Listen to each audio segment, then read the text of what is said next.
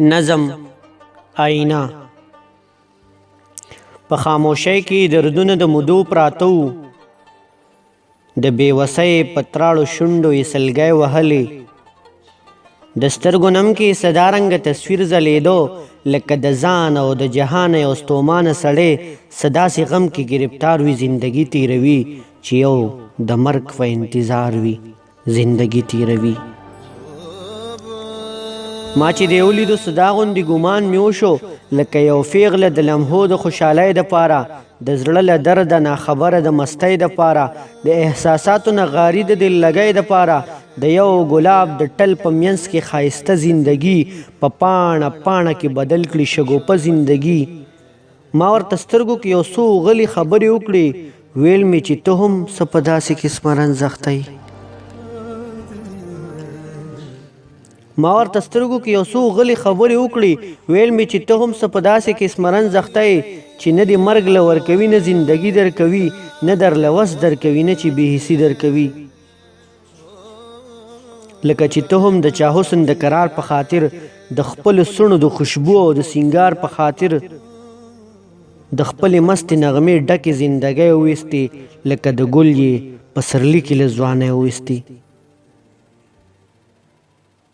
ستا په لیمه کې د وفا د ستومانۍ نښې دي، دا ستا په شونډو ستا د ډېرې بېوسۍ نښې دي. جوړې روان ته د وفا وې چا سره په لاره، ستا جوړې هم د کتل شوې بروسه په لاره.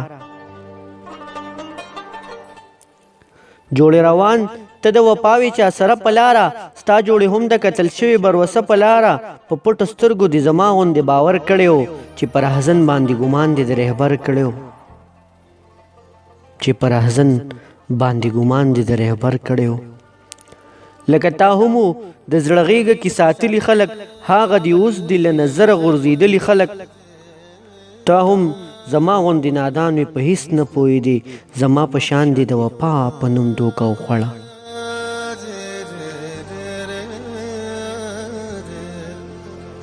ته هم زما غوندې نادان وې په هېڅ نه پوهېدې، زما په شان دې د وفا په نوم دوکه وخوړه. تا سره هم لکه چا کړې څو وعدې ماتې کړې، یوه لمحه کې خوږې خوږې رشتې ماتې کړې. بس کا شروع کړه زندګي د ذات د غم ووځه، ای لیونیه بس د نور د دې ماتم ووځه.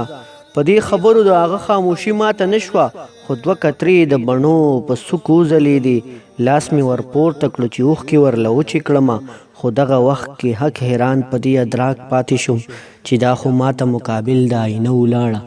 په آینه کې زما عکس ورته ګویا ومزو، په آینه کې زما عکس ورته ګویا ومزو، زما عکس ورته ګویا ومزو.